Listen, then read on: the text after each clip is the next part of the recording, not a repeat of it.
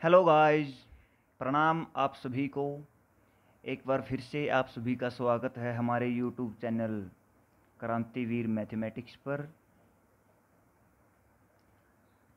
जैसा कि आपने देखा होगा, इससे पहले की वीडियो में हमने क्या डिस्कस किया था। यदि आप इस चैनल पर नए हैं तो इसको सब्सक्राइब कर लीजिए।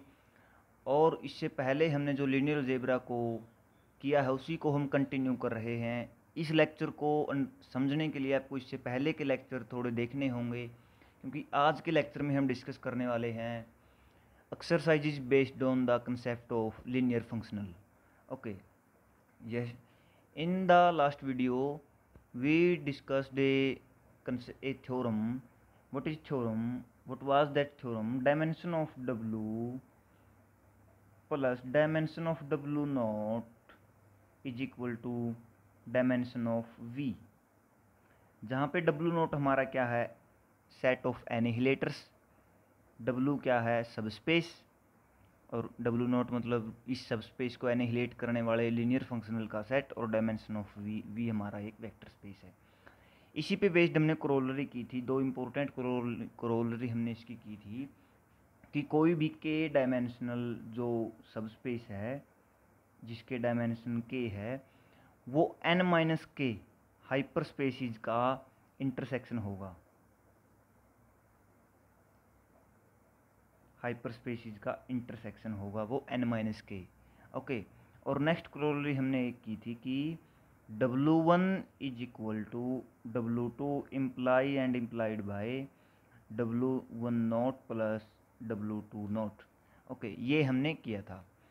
आज हम डिस्कस करेंगे एग्जाम्पल, एक इम्पोर्टेंट सा एग्जाम्पल, बहुत इजी सा एग्जाम्पल। देखिए वो क्या बोलता है। हमारे पास फंक्शनल, लीनियर फंक्शनल तीन डिफाइन कर दिए हैं R4 के ऊपर। R4 हमारा मान लीजिए कोई वेक्टर स्पेस V है, उसके ऊपर लीनियर फंक्शनल को डिफाइन इन्होंने यहाँ पे कैसे किया है। देखिए, F1 x1 x2 x3 x4 is equal to x1 plus 2x2 plus 2x3 plus x3। Okay, ऐसे इन्होंने इसको डिफाइन किया है। F2 सेम पे इन्होंने डिफाइन किया है 2x2 plus x4, 2x2 plus x4। और F3 भी इन्होंने डिफाइन किया है, वो क्या किया है, -2x1 -4x3 plus 3x4। Okay, ये इन्होंने डिफाइन कर दिया और इन्होंने बोला कि इसका एनिहिलेटर फाउंड करना है हमको। एनिहिलेटर मतलब ये किस सबस्पेस को एनिहिलेट करेगा, ये तीनों फंक्शनल। देखिए कि तीन फंक्शनल जो हमारे पास दिए हैं, ऐसा कौन सा सबस्पेस होगा जिनको ये एनिहिलेट करेंगे। एनिहिलेट करेंगे इसका मतलब क्या हुआ कि ये तीनों उसको जीरो पे मैप करेंगे। मतलब ये भी जीरो, ये भी जीरो, ये भी जीरो। और इसको हम सिंपल लिख सकते हैं, इसको मैट्रिक्स फॉर्म में अगर हम लिखना चाहें तो 1 2 2 1, 1 2 2 1, 0 2 0 1, 3 -4 0 -2 इंटू, यहाँ पे लिख देंगे x1 x2 x3 x4 is equal to 0 0 0 0। और इसका हम सोल्यूशन निकाल लेंगे। इसका सोल्यूशन हम अच्छे से निकाल सकते हैं, पहले कई बार निकाला है हमने, कई बार इसके हम कंसेप्ट कर चुके हैं मैट्रिक्स फॉर्म में। रो रिड्यूस्ड एक्लोन में इसको चेंज करेंगे और फिर इसका सोल्यूशन हम फाइंड कर लेंगे। देखिए इसकी रो रिड्यूस्ड एक्लोन फॉर्म इसकी क्या बनती है, मैं डायरेक्टली यहाँ लिख दे रहा हूँ, आप इसको करके देख लीजिएगा। 1 0 2 0 0 1 0 0 0 0 0 1, ये बन रही है भाई। x1 x2 x3 x4 is equal to 0। और यहाँ से हमको क्या मिलता है, यहाँ से देखिए x1 plus x3, x1 plus 2x3 is equal to 0, x1 plus 2x3 is equal to 0 and x2 is equal to 0, x4 is equal to 0। तो सिंपल सी बात हमारे पास ये है कि एक ही हमें रिलेशन यहाँ पे मिलता है कि x2 और 4 0 होंगे और x1 माइनस 2 x3 होगा। ठीक है, ऐसा सबस्पेस, अब इसके पास देखिए, ऐसा सबस्पेस जिसके पास ऐसा हो तो वो सबस्पेस कितने डायमेंशन का होगा? एक ही डायमेंशन का सबस्पेस होगा, क्योंकि एक ही हमारे पास यहाँ पे क्या है, फ्री वेरिएबल है, उसी को हम चेंज कर सकते हैं, कैसे भी कर लें। ठीक है, तो ये हुआ हमारा सबस्पेस। अब हम नेक्स्ट एक एग्जांपल देखते हैं। उसमें क्या बोलता है, हमारे पास वैल्यूज़ दे दी गई हैं अल्फ़ा 1, अल्फ़ा 2, अल्फ़ा 3, अल्फ़ा 4 की। ये हमारे पास कुछ वेक्टर्स दिए हैं, ये हमारे पास 4 वेक्टर्स दे दिए गए हैं। ओके, अब इन्होंने क्या किया, क्या फाइंड करना है हमको? यहाँ हमको फाइंड करना है ऐसे फंक्शनल, ऐसी एक बेसिस हमको फाइंड करनी है फंक्शनल की, जो इसको एनिहिलेट करे, इन सभी को, जो 0 पे मैप करता हो। ओके, व्हाट डज डिस्क्राइब, ये मान लीजिए हमारे पास क्या है, W0 है, एक सबस्पेस है R5 का। तो W इसको हम मान लेते हैं। तो जो W को एनिहिलेट करने वाले जो फंक्शन होंगे F1 such that F alpha is equal to 0 for all alpha belong to W, ये F हमें फाइंड करने हैं कि ये F कैसे होंगे, कौन से F इसमें आएंगे। तो ये सिंपल सी बात है, इसको फाइंड करना बहुत ज़्यादा टफ काम हमारे लिए है नहीं। सबसे पहले इसको हम लिखते हैं मैट्रिक्स फॉर्म में, इन सभी वेक्टर्स को, इन वेक्टर्स को मैट्रिक्स फॉर्म में हम लिखेंगे। तो कैसे, देखिए 2 minus 2, 3 4 minus 1, -1 1 2 5 2, 3 minus 2 minus 1 0 0 and 1 minus 1 2 3 0। ये हमारे पास ये मैट्रिक्स फॉर्म आ गई इन फंक्शंस, इन वेक्टर्स की। और इसको अगर हम रो रिड्यूस्ड एक्लोन फॉर्म में चेंज करें तो ये हमारे पास आएगी 1 माइनस 1 0 माइनस 1 0 0 0 1 2 0 0 0 0 0 1 एंड 0 0 0 0 0। ये हमारे पास इनकी मैट्रिक्स फॉर्म आ गई वेक्टर्स की। अब हमें निकालना क्या है, लीनियर फंक्शनल निकालने हैं। हम पहले वीडियो में हम करके आए हैं कि कोई भी लीनियर फंक्शनल है वो ऐसे लिखा जाता है, कैसे, C1, वो मतलब किसी भी वेक्टर पे उसको हम लगा रहे हैं x1 x2 xn पे, अगर हम उसको अप्लाई कर रहे हैं तो उसको हम लिख सकते हैं i is equal to 1 to n ci xi। मतलब वो ऐसे लीनियर कम्बिनेशन में लिखा जाएगा जहाँ ci है जो वो चेंज होते रहेंगे f के हिसाब से। ओके, तो देखिए इसमें हमारे पास क्या है, ये आया हमारा ci xi ऐसे करके। अब देखो, यदि हम माने f अल्फ़ा 1 को भी 0 पे जाना है। ओके, इसका मतलब क्या हुआ, f अल्फ़ा 1, तो अल्फ़ा 1 के जो एलिमेंट्स, जो हमारे पास ये एलिमेंट्स अल्फ़ा 1 के जो हैं, इन एलिमेंट्स को 0 पे जाना है। इसका मतलब क्या हुआ कि इनका जो लीनियर कम्बिनेशन जो ये है, यहाँ पर यदि हम इसको ले लें 5 तक, n को 5 ले लें, ये 5। ओके, इसको अगर हम 5 ले लें तो f अल्फ़ा 1 जो है उसको 0 पे जाना है, तो क्या होगा, C1 x1 plus C2 x2 plus C3 x3 plus C4 x4 plus C5 x5 is equal to 0। Similarly वही सेम f क्या करेगा, यदि उसी सेम फंक्शंस के द्वारा अल्फ़ा 2 को भी 0 पे ले जाएंगे, क्योंकि हमें क्या पढ़ना है, W सबस्पेस है जिसमें ये वेक्टर्स हैं, इनके द्वारा स्पेंड है W सबस्पेस, उसका एनिहिलेटर फाइंड करना है, उसको सभी को, उसके सभी वेक्टर्स को 0 पे लेके जाने वाला, तो सभी को 0 पे। अब अल्फ़ा 2 का भी यही होगा हाल। ठीक है, जिसमें हमारे पास क्या होगा, ये कोफिशिएंट जो है ये चेंज होते जाएंगे हर एक अल्फ़ा के लिए, अल्फ़ा 3 के लिए, अल्फ़ा 4 के लिए। ओके, यहाँ पर कोफिशिएंट है जो वो चेंज हो रहे हैं, और अंदर वाले जो हैं ये जो जिस पे वेक्टर्स हमारा अप्लाई हो रहा है x1 x2 x3, ये भी चेंज हो रहे हैं।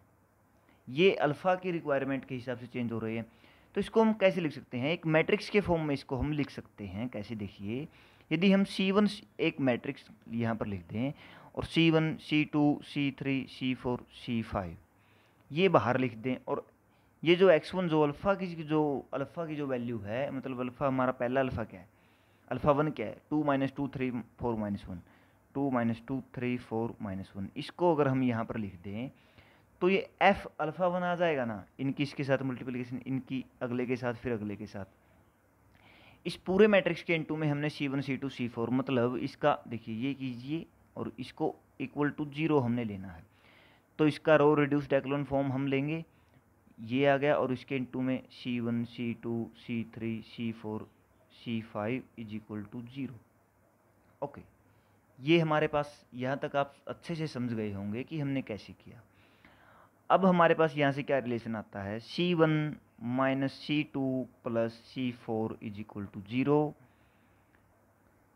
C3 + C2 C4 is equal to 0, C3 is equal to C5 is equal to 0। ये हमारे पास आया, C5 0 आ गया। अब यहाँ पर हम क्या कर लेंगे, C4 की और C2 की वैल्यू को एज्यूम करने लगेंगे। C4 और C2 की वैल्यू यदि हम एज्यूम कर लेंगे तो हमारे पास किसकी वैल्यू आ जाएगी, C1 की भी आ जाएगी, C3 की भी आ जाएगी, और C5 हमारे पास ऑलरेडी 0 है। तो देखिए हम यहाँ पर करते हैं, C1 को मान लेते हैं 0, किस किस की वैल्यू हमको चाहिए यहाँ पे, C2 और C4 की वैल्यू। C2 को हम 0 देते हैं और C4 को हम लेते हैं 1। तो हमारे पास क्या वैल्यू आएंगी, C4 1 है तो C1 हमारा -1 आ गया, -1, C2 0, C3 हमारा क्या आएगा, C4 को हमने क्या लिया है, 1 लिया है ना, तो C3 हमारा आएगा -2, C4 हमारा 1 और 0। ओके, ये हुआ हमारे पास एक C1 C2 का एक पैटर्न। और दूसरा पैटर्न हमारे पास होगा, हम C2 को 1 ले लेंगे,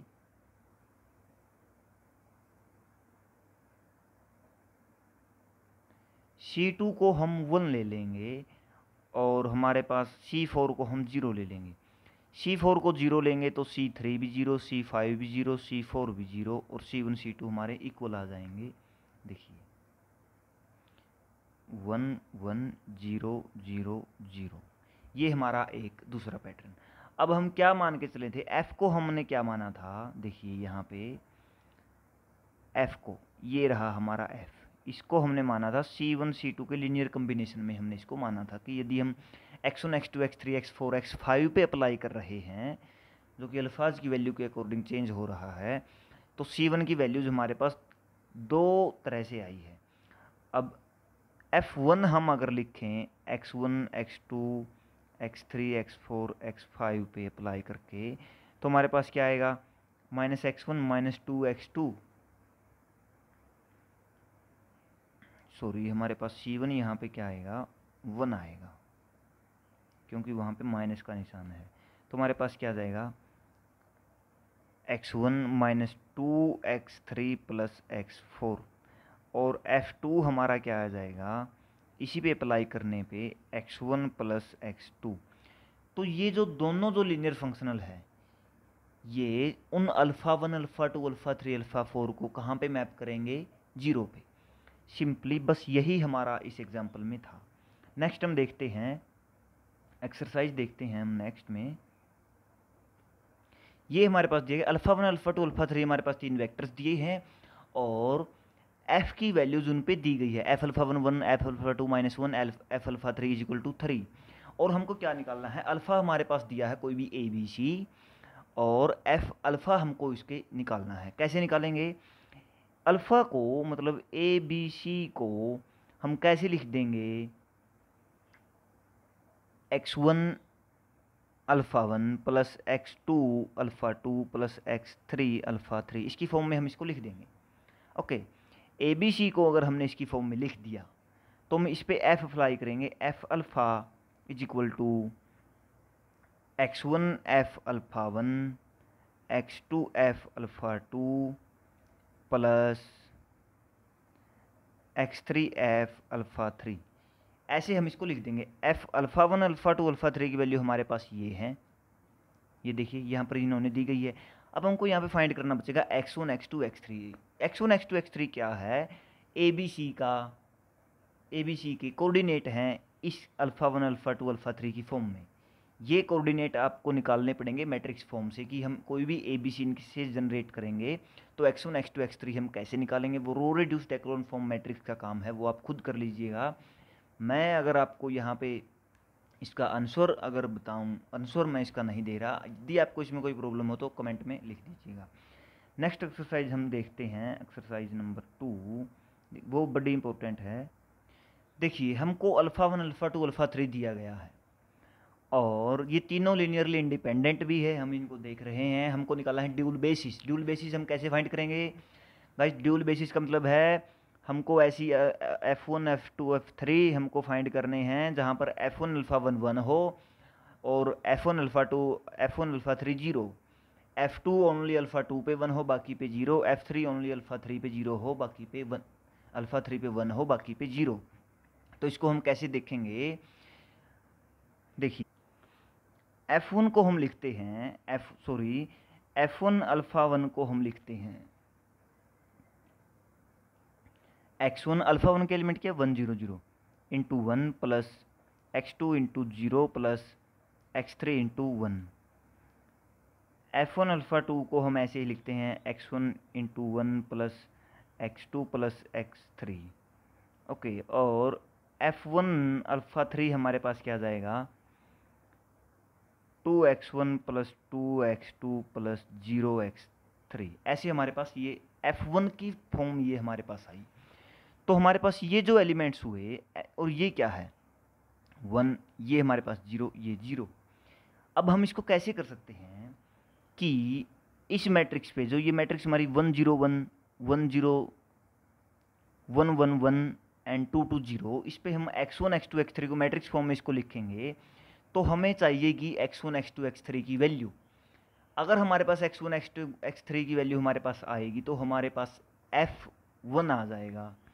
और अगर हमारे पास सिमिलरली हम औरों के लिए करेंगे, औरों को क्या चाहिए होगा? f2 को अगर हम करेंगे तो f1 अल्फ़ा 1 पे 0, अल्फ़ा 2 पे 1, फिर 0, फिर 0 0 1, इसको अल्फ़ा 3 पे 0। तो सभी के कोफिशिएंट जब हम इसको क्या कर देंगे, देखिए ये हमारा 1 हुआ, ये हमारा हुआ f1 के लिए, ये हमारा हुआ f2 के लिए, ये हमारा हुआ f3 के लिए।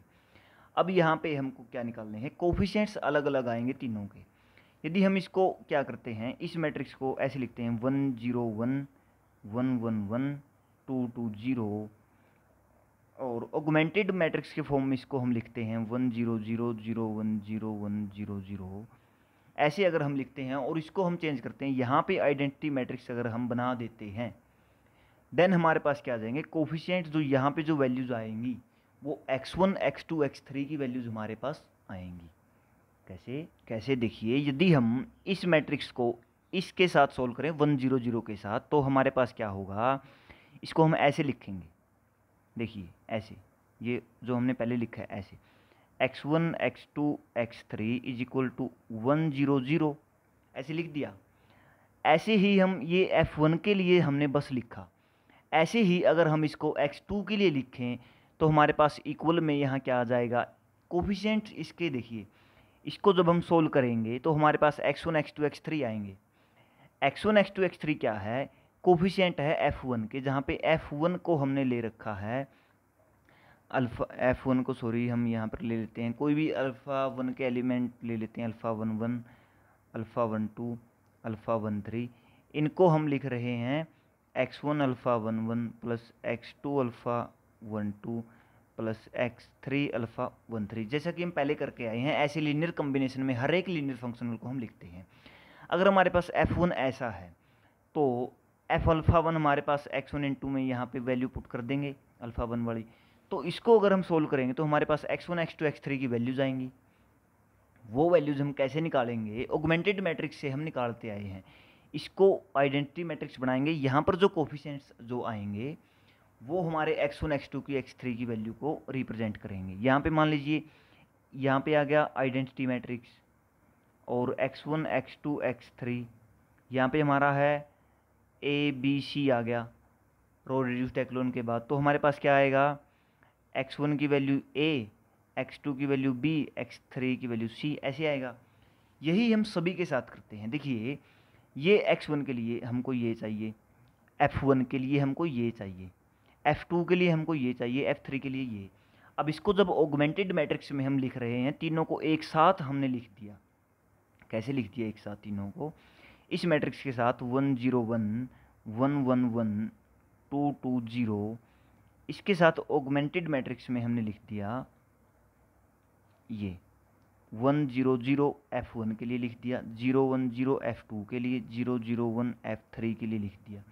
अब इसको जब हम सोल्व करेंगे, यहाँ जो कोफिशिएंट्स जो आएंगे वो f1 के लिए वैल्यूज आएंगी x1 x2 x3 की, यहाँ पर f2 के लिए वैल्यूज आएंगी, यहाँ पर f3 के लिए वैल्यूज आएंगी। इसको जब हम सोल्व करते हैं तो हमारे पास क्या मिलता है, मैं डायरेक्टली यहाँ पे लिख रहा हूँ 0 1 0 0 0 0 1 slash 1 1 minus 1 by 2, 1 1 minus 1 by 2, minus 1 minus 1 1 and 0 1 minus 1 by 2, ये हमारे पास मिलता है। तो यहाँ पे जो ये जो कॉलम हमारे पास है ये x1 x2 x3 f1 के लिए है, यानी कि f1 अल्फ़ा 1 1 अल्फ़ा 1 2 अल्फ़ा 1 3 को कहाँ पे मैप करेगा, x1 इंटू दिस यानी कि अल्फ़ा 1 1 माइनस अल्फ़ा 1 2 पे। ओके, अब f2 कहाँ पे मैप करेगा, अल्फ़ा 2 1 अल्फ़ा 2 2 अल्फ़ा 2 3 को। ये अल्फ़ा 2 1 2 2 2 3 क्या है, अल्फ़ा 2 के एलिमेंट्स हैं। ओके, तो ये इसको कहाँ पे मैप करेगा, ये कोफिशिएंट जो इसके आए हैं alpha 1 1 minus alpha 2 1 alpha 2 2 plus alpha 2 3। Okay, और f3 हमारे पास अल्फ़ा 3 1 अल्फ़ा 3 2 अल्फ़ा 3 3, ये हमारे पास आ जाएगा minus 1 by 2 alpha 3 1 plus alpha 3 2 minus 1 by 2 alpha 3 2, ये हमारे पास आ जाएगा। आप इसको चेक कर सकते हैं, अल्फ़ा 1 में अगर हम यहाँ पे 1 0, यहाँ पे अगर हम लिख पुट रख करें 1 0 माइनस 1, तो ये हमारे पास क्या आएगा, 1 आएगा। और किसी को भी पुट करेंगे तो ये हमारे पास 0 ही आएगा। ओके, आप चेक कर सकते हैं। ये यहाँ पे -1 है, सॉरी ये गलती से लिखा गया, ये यहाँ पे -1 है, तो ये आएगा हमारे पास। अब आप किसी को भी देख लीजिए, तीनों वेक्टर्स को अगर हम देखें तो ये है जो फर्स्ट और सेकंड का डिफरेंस है, इसमें देखेंगे 1 0 0। ओके, f2 का अगर हम देखें, फर्स्ट 2 का डिफरेंस में थर्ड को जोड़ रखा है, थर्ड को ऐड कर दिया, इन दोनों के डिफरेंस में इसको ऐड किया तो 0 आया, इन दोनों के डिफरेंस में इसको ऐड किया। f2 की अगर बात है तो अल्फ़ा 2 के लिए तो 1 देगा वो, तभी ड्यूल बेसिस बनेगा ना, तो ये आया और यहाँ पर भी ये आया। ठीक है, ऐसे ये तीनों ही सेटिस्फाई कर रहे हैं और हमारे पास ये आ गई ड्यूल बेसिस f2 f3, जहाँ पर f2 f1 f2 f3 ऐसे डिफाइन है, f अल्फ़ा 1 1 ये ऐसे डिफाइन है। ओके, नेक्स्ट हम करते हैं, एक इम्पोर्टेंट स्टेटमेंट है कि trace of A B is equal to trace of B A, ऐसा हमेशा होता है क्योंकि ट्रेस डायगनल का आता है और डायगनल कम्यूटेटिव होते हैं, मतलब आगे पीछे मैट्रिक्स की मल्टीप्लिकेशन से डायगनल सेम ही आते हैं, ऐसा इसलिए होता है। तो इसी कारण से जो सिमिलर मैट्रिक्स है उनका ट्रेस सेम होता है। ठीक है, सिमिलर मैट्रिक्स का। क्यों होता है इसको हम यहाँ पे प्रूव कर सकते हैं। सिमिलर मैट्रिक्स का मतलब क्या है, ए बी के सिमिलर है यदि ऐसा है, ठीक है। ट्रेस दोनों साइड अप्लाई कर दो, कर दिया। अब इसको ऐसे मान लो, इसको अलग मान लो, इसको अलग। Trace of A B is equal to trace of B A, B P into P inverse. अब ये हो गया trace of B, so simple. Okay, next हमारे पास है A B minus B A कभी भी आइडेंटिटी मैट्रिक्स नहीं आएगी, क्योंकि ये ट्रेस वाली प्रॉपर्टी को सेटिस्फाई नहीं कर रही। क्योंकि इस पे ट्रेस अगर हम अप्लाई कर देते हैं, यहाँ पर भी ट्रेस ऑफ आई हमारे पास हो जाता है, तो ये trace of A B plus minus पे ट्रेस डिस्ट्रीब्यूटिव होता है, तो minus trace of B A is equal to trace of I क्या आएगा, यदि एन क्रॉस एन की है तो एन आएगा, और यहाँ पे ये इक्वल होने की वजह से जीरो आ जाएगा, जो कि इम्पॉसिबल है। ओके, नेक्स्ट हम करते हैं। नेक्स्ट हमारे पास है एक इम्पोर्टेंट एक्सरसाइज, वो क्या बोलती है, W1 प्लस W2 का annihilator is equal to W1 annihilator intersection W2 annihilator. Okay, ये बड़ा अच्छा भी है और थोड़ा इजी भी है। देखिए आप इसको हम कैसे करेंगे।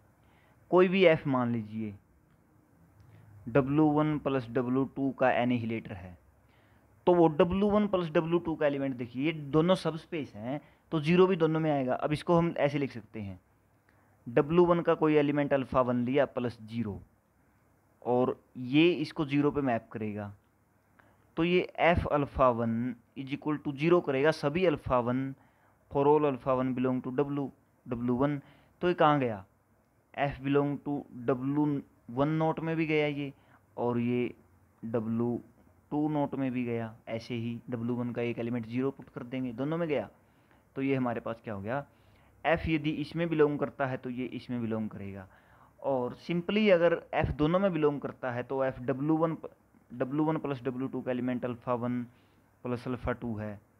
f यदि दोनों का है, मतलब दोनों के एलिमेंट, दोनों का एनिहिलेटर है f यदि, तो दोनों के एलिमेंट्स को जीरो पे मैप करेगा, तो ये f अल्फ़ा को भी जीरो पे मैप करेगा, is equal to f alpha 1 plus f alpha 2, यहाँ पे ये जीरो होगा। ओके, तो ये हमारे पास बड़ी इजी सी एक्सरसाइज है। और एक और इसका पॉइंट जो आप खुद इसको करना है, W1 इंटरसेक्शन W2 का annihilator is equal to W1 annihilator plus W2 annihilator. यानी कि यदि पूरे इंटरसेक्शन का अगर हम एनिहिलेटर लेंगे तो वो प्लस में आ जाएगा, और प्लस का एनिहिलेटर लेंगे तो वो इंटरसेक्शन में डिवाइड हो जाएगा, ऐसा होता है।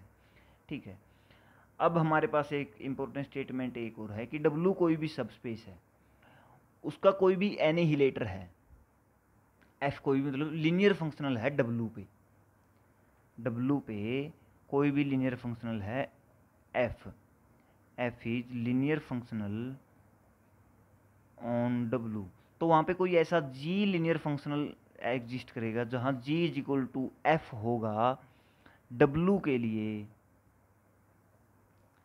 और G लीनियर फंक्शनल होगा ऑन V पे ये लीनियर फंक्शनल होगा। इसको हम कैसे कर सकते हैं, G को कोई भी डिफाइन कर देंगे जो W1 की बेसिस को छोड़ के, जो मतलब बेसिस ऑफ और V minus basis for W पे जीरो हो।